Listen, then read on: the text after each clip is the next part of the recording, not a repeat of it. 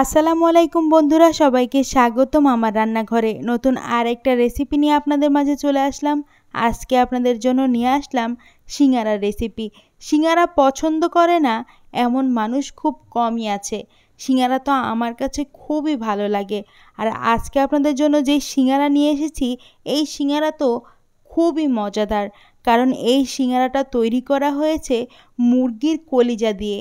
আপনারা চাইলে এখানে গরুর কলিজাও দিতে পারেন, কিন্তু মুরগির কলিজা দিয়ে সিঙ্গারা যে কী মজা, একবার না খেলে বিশ্বাসই করতে পারবেন না।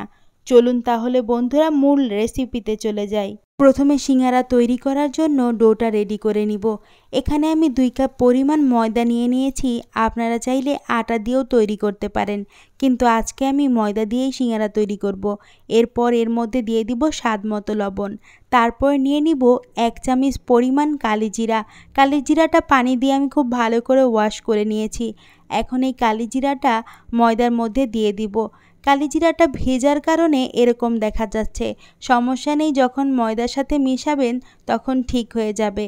এখন এখানে দিয়ে দিব 2 টেবিল চামচ পরিমাণ সয়াবিন তেল। তেলটা কিন্তু অবশ্যই দিতে হবে, কারণ সিঙ্গারার ডোর জন্য অবশ্যই তেলটা দিতে হয়।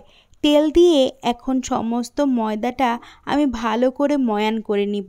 কিছুক্ষণ সময় নিয়ে হাত দিয়ে খুব ভালো করে ময়ান করে নেবেন। যত ভালো করে ময়ান করবেন ডোটা ততটা পারফেক্ট হবে, আর সিঙ্গারাগুলো খুব ভালো করে তৈরি করা যাবে। এরপর ময়দাটা একটু হাত দিয়ে চেপে দেখবেন, যখন দেখতে পারবেন এরকম দলা পেকে যায়, তখন মনে করবেন যে ময়ানটা করা হয়ে গেছে। এখন অল্প অল্প পানি দিয়ে একটা শক্ত ডো তৈরি করে নিতে হবে। একেবারে বেশি পানি দিতে যাবেন না, অল্প অল্প পানি দিবেন আর ডোটা তৈরি করে নেবেন। এই ডোটা একটু শক্ত হলেই ভালো হয়, আর সিঙ্গারা তৈরি করতে একটু শক্ত ডোই লাগে। তার জন্য এখন আমরা একটা শক্ত ডো রেডি করে নিব। ডোটা পারফেক্টভাবে রেডি হয়ে গেছে। এখন একটা সাইডে প্রায় 1 ঘন্টার মতো রেস্টে রেখে দিবেন। এখন কলিজাটা রান্না করে নিব। এর জন্য চুলায় একটা প্যান বসিয়ে প্রথমে এখানে তেল দিয়ে নিলাম। এখানে 3 টেবিল চামচ পরিমাণ তেল দিয়ে দিয়েছি। এরপর এখানে নিয়ে নিব পেঁয়াজ কুচি। এখানে মাঝারি সাইজের 4টা পেঁয়াজ আমি কুচি করে নিয়েছি। সম্পূর্ণ পেঁয়াজটাই দিয়ে দিব। পেঁয়াজটা কিছুক্ষণ তেলের মধ্যে খুব ভালো করে ভেজে নিতে হবে। পেঁয়াজটা কিছুক্ষণ ভাজার পর যখন একটু গোল্ডেন কালার হবে, তখন এখানে প্রথমেই দিয়ে দিব 1 চামচ আদা বাটা। এরপর দিব 1 চামচ রসুন বাটা। এরপর আদা রসুন বাটাটা পেঁয়াজের সাথে খুব ভালো করে নেড়েচেড়ে মিশিয়ে কিছুক্ষণ রান্না করে নিব। একটু ভালো করে কষিয়ে নেবেন, এতে আদা রসুনের কাঁচা গন্ধটা চলে যাবে। এরপর এখানে দিয়ে দিব 1/4 কাপ পরিমাণ পানি। পানিটা দেওয়ার পরে আবারও খুব ভালো করে নেড়েচেড়ে মিশিয়ে নিব।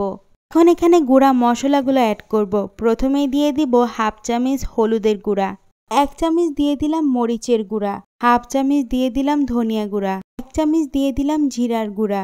এরপর এখানে দিয়ে দিব স্বাদ মতো লবণ। এখন সমস্ত মশলা একটা হাতা দিয়ে খুব ভালো করে নেড়েচেড়ে মিশিয়ে নিব।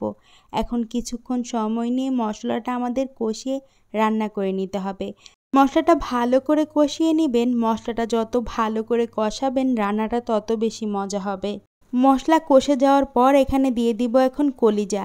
কলিজা আমি ছোট ছোট পিস করে রেখেছিলাম। এই পিস করা কলিজাগুলাই মশলার মধ্যে দিয়ে দিলাম। এখন একটা হাতার সাহায্যে সমস্ত মশলার সাথে কলিজাটা খুব ভালো করে মিক্স করে নিব। এখানে প্রায় 7-8টা মুরগির কলিজা আমি ছোট ছোট পিস করে কেটে নিয়েছি। আপনাদের বাসায় মুরগি আনলে এরকম কলিজা জমিয়ে রাখবেন। এরপর সিঙ্গারা রেডি করে নেবেন। এই সিঙ্গারা খেতে খুবই মজাদার। মুরগির কলিজা দিয়ে একবার হলেও সিঙ্গারা রেডি করে দেখবেন, আর এর মজা ভুলতেই পারবেন না। এখন এখানে দিয়ে দিব আলু কুচি। সিঙ্গারা বানাবো আর আলু দিব না, এমনটা তো আর হয় না। সিঙ্গারার সাথে আলুটা খুবই মজা লাগে। এখানে আমি 3টা মাঝারি সাইজের আলু কুচি করে নিয়েছি। ওই আলুটাই কলিজার সাথে দিয়ে দিলাম। এখন খুব ভালো করে কিছুক্ষণ সময় নিয়ে রান্না করে নিব। খুব ভালো করে হাতা দিয়ে কলিজার মশলার সাথে আলুটা মিক্স করে নিতে হবে। কিছুক্ষণ রান্না করে নেবার পর এখন এখানে দিয়ে দিব ম্যাগি মশলা।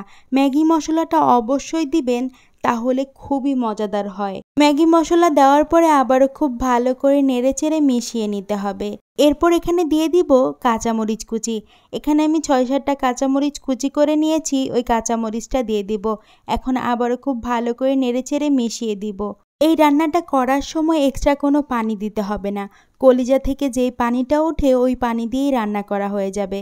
কারণ এই রান্নাটা তো আমরা শুকনা শুকনা করে করব, তাই এখানে এক্সট্রা কোনো পানি দিব না। কলিজা রান্না করাটা যখন শেষ পর্যায়ে তখন এখানে দিয়ে দিব 1 টেবিল চামচ পরিমাণ ধনিয়া পাতা কুচি।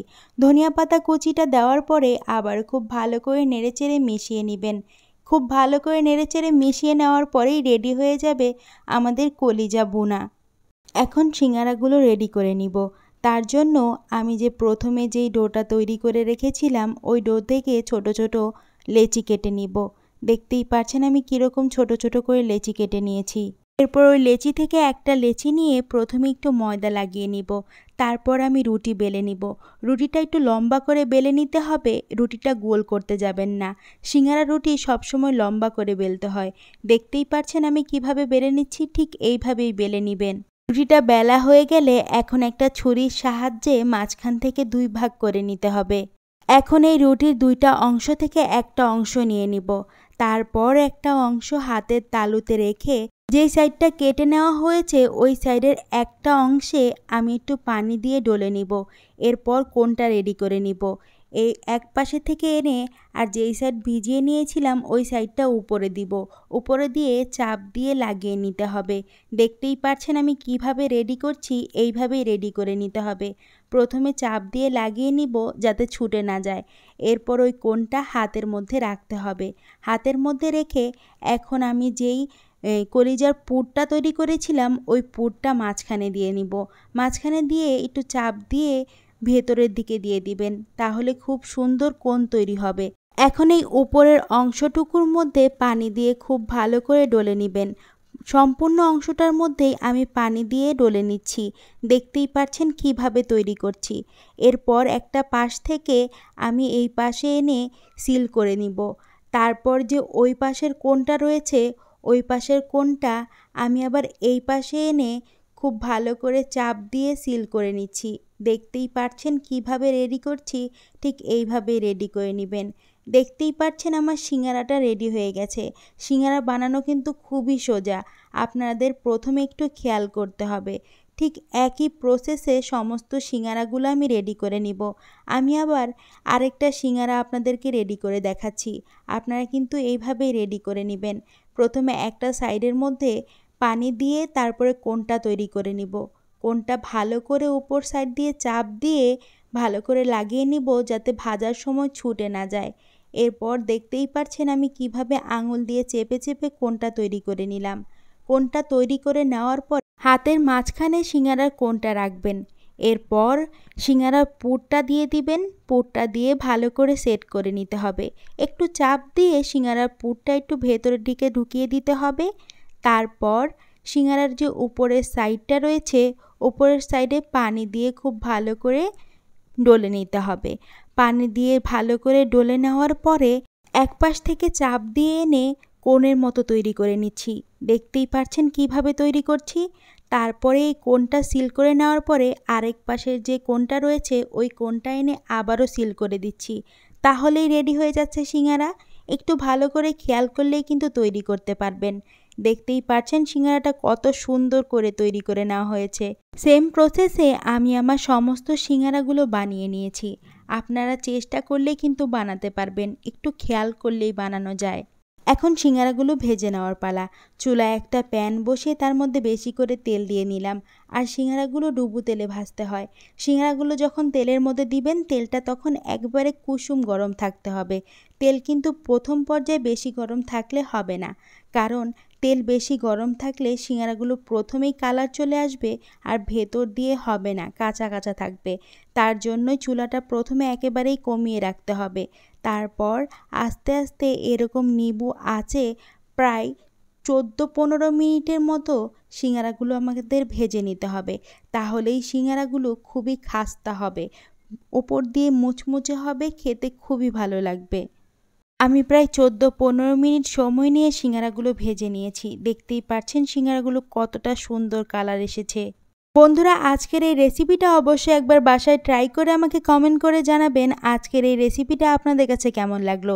এতক্ষণ ধরে যারা আমার সাথে ছিলেন তাদেরকে অসংখ্য ধন্যবাদ। যারা ইউটিউব থেকে ভিডিওটা দেখছেন দয়া করে আমার চ্যানেলটি সাবস্ক্রাইব করে বন্ধু হয়ে পাশে থাকবেন। আর যারা ফেসবুক থেকে দেখছেন পেজটি ফলো দিয়ে পাশে থাকবেন। ভিডিওটি ভালো লাগলে বেশি বেশি করে শেয়ার করে দিবেন। অবশ্যই কমেন্টস করে জানাবেন আজকের রেসিপিটা কেমন লাগলো। সবাই অনেক বেশি ভালো থাকবেন, সুস্থ থাকবেন। আর একটা নতুন রেসিপি নিয়ে চলে আসবো। আল্লাহ হাফিজ সবাই।